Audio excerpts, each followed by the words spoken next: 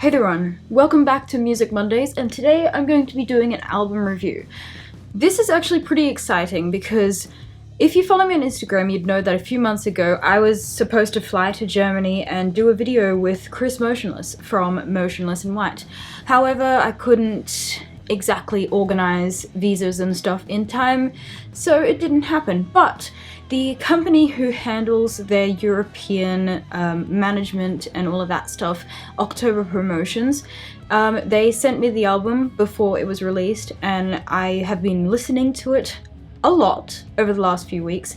I was going to do originally a first impression, so I did hold off for a bit, but I couldn't help myself and I listened to it. So this video is going to be my full album review, and I know that I have a lot of people who detest Motionless in White, and I will admit I used to be one of those people, but I'm kind of getting into them now. And you know, I have a vast variety of music that I listen to. So I listen to everything from Björk and Lana Del Rey through to the heavy metal greats like Death, Iron Maiden, Led Zeppelin, all of those. And every band on the wall behind me are bands that I listen to and own albums of. So it's not, you know, it's just a little bit of everything that I listen to. If you're expecting just metal music, then I'm sorry to disappoint you.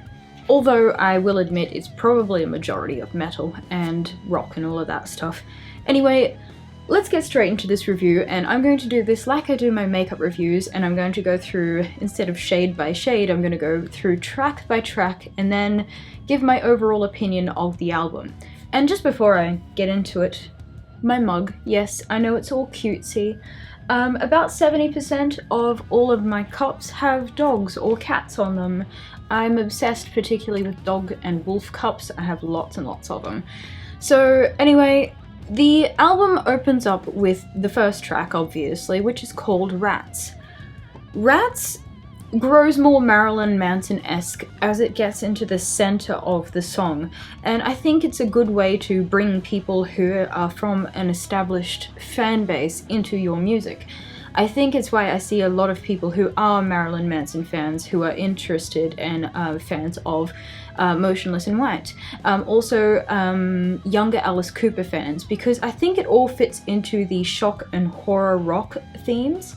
So this song opens up the album with it's quite a good opener with an electronic rock mix, so it does draw in those people who are after a bit of a beat, but also after something that's quite hard at the same time. This is also one of a couple songs on this particular album that I see as being one of those concert sing-along songs, and I think most bands have them. More technical metal bands like Mastodon and Meshuggah and all of those don't really have their sing-along songs, but I find that bands that have a mixture of hard and clean vocals always have their little sing-along songs, and I think that this one, as well as two others on this particular album, would be great ones. It is a great way to pump up the audience and make them feel more involved in the concert, thus meaning you have a return of more customers and consumers to not only your concerts but your merchandise as well.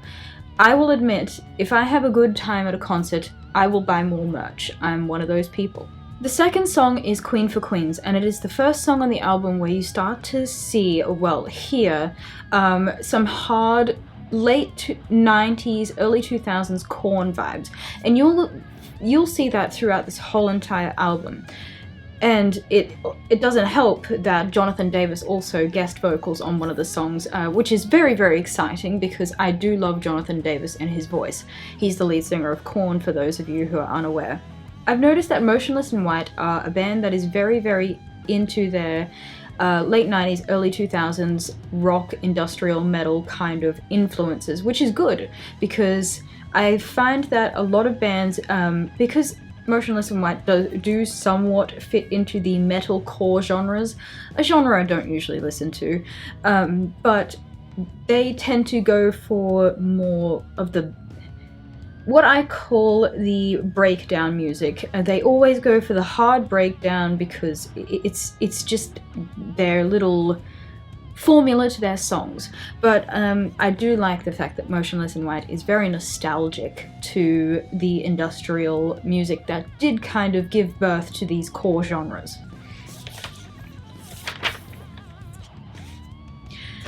The third song is Necessary Evil, and remember how I said that Korn seems to play a major influence on this album? This is the song that guest vocals none other than Jonathan Davis from Korn. So I can get where their influences came from, not only this song but the whole entire album, and it makes sense that they had him to guest vocal. I love the mix of Jonathan Davis and Chris Cerulli's voices together. I think they work very, very well together, and I would like to see more collaborations between them. But not only that, this song also features the classic deep, twangy bass lines that Korn are very, very famous for. So it almost feels like a song that Korn forgot to publish. But yeah, I really like the fact that this song was made, and I hope that Jonathan Davis does more collaborations with Motionless in White, because I think they work well together. Their energies just seem to work well and play off each other. The next song is Soft. This is very reminiscent of Atreyu and Bleeding Through, which were kind of at their peak at the end of the, about 2008, 2009. This is probably the most underwhelming song on the album, to be honest. It's good listening, but it's not one of those songs I would deliberately go out of my way to put on. It's just a filler track to me, but it's good listening, but it's underwhelming. The next song is Untouchable, and this is one of those real pick-me-up kind of songs, and I like the fact that they've done it. I think that a lot of metal bands seem to be doing this kind of stuff. Well, metal bands that feature clean vocals. Lacuna Coil did one recently, Downfall. And that was performed very well live, and it was a very emotive song to the audience when I went to see Lacuna Coil live. I think that this is one of those songs that would have the crowd up and going, because it is a big pick-me-up song.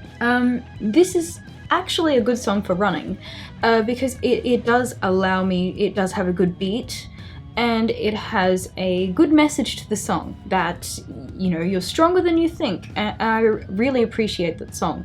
It's not the most technical with guitar or lyricism or anything like that, but the fact that it was made is pretty cool. Overall, it's one of those power positive songs that is that has an angry undertone to it to kind of pump people up. The next song is Not My Type. This is my favorite song off this album because it's like a modern Alice Cooper. It doesn't sound like Alice Cooper that much, but it's like shock rock with horror.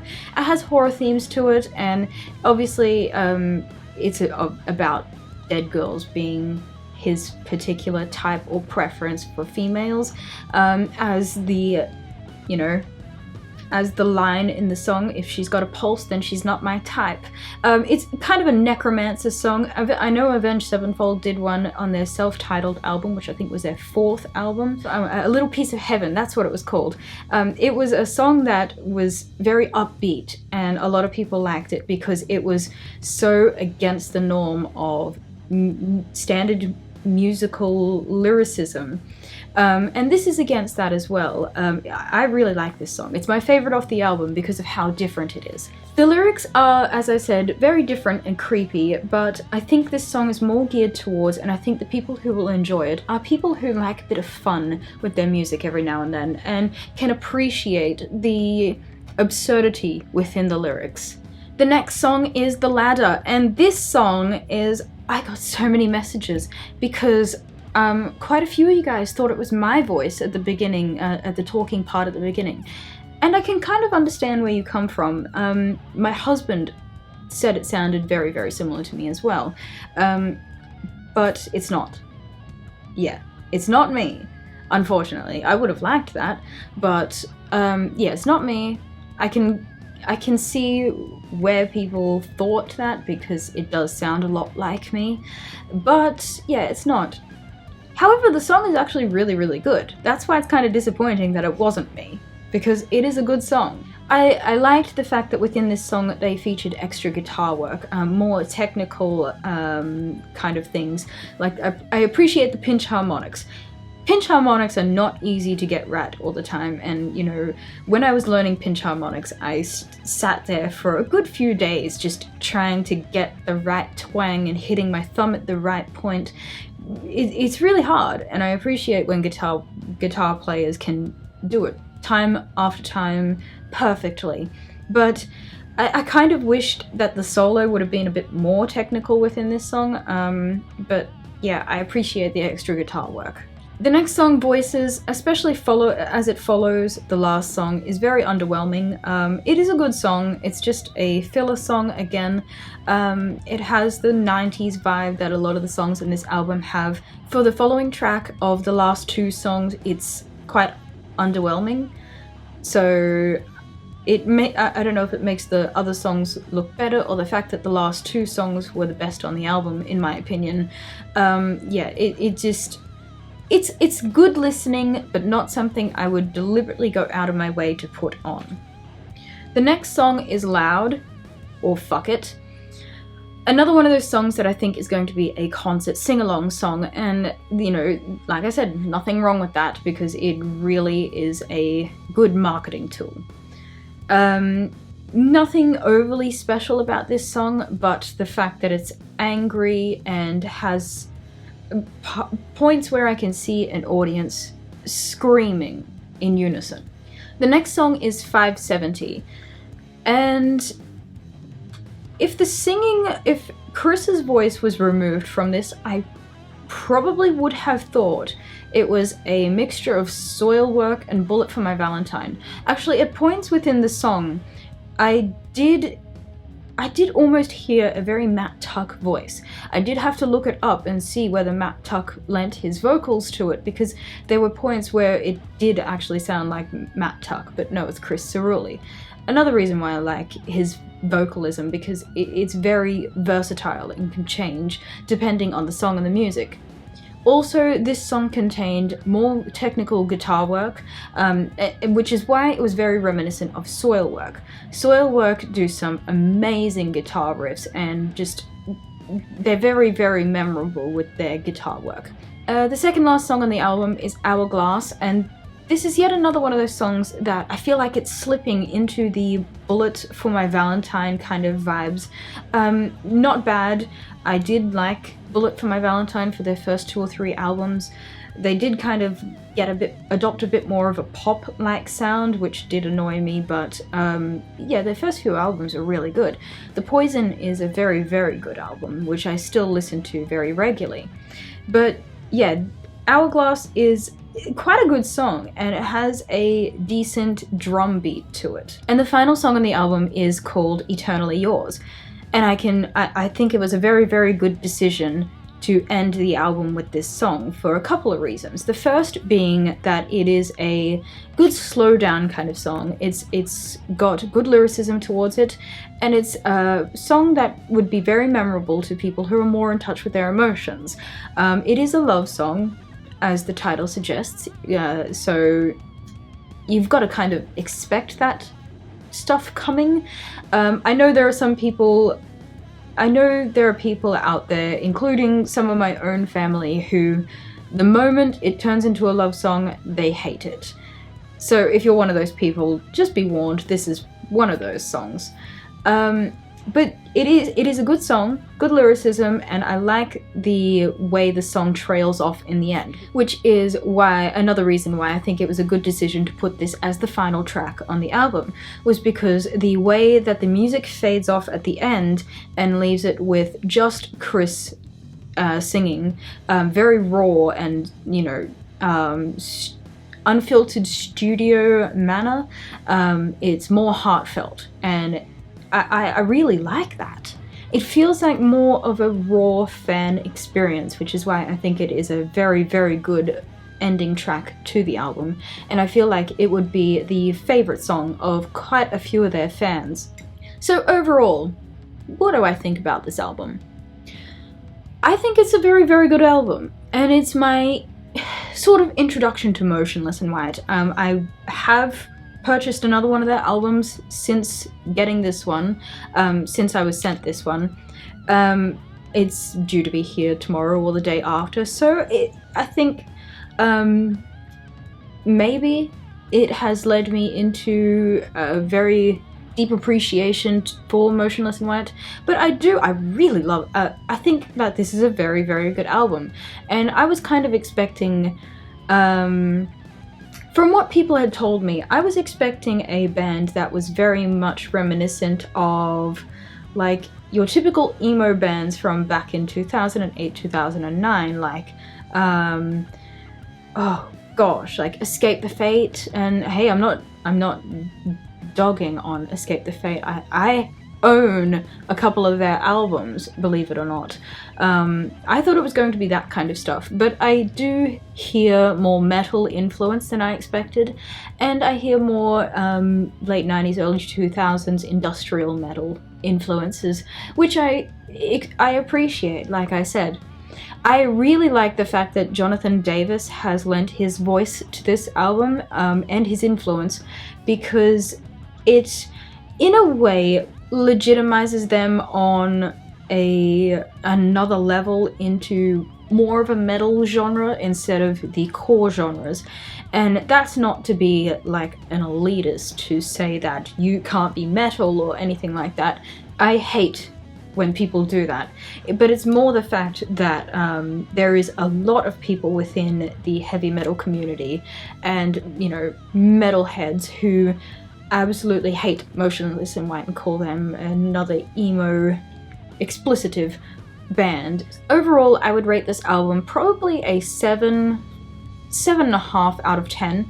I'm much harsher when I rate music, because I like a mixture of technicality and, you know, everything else.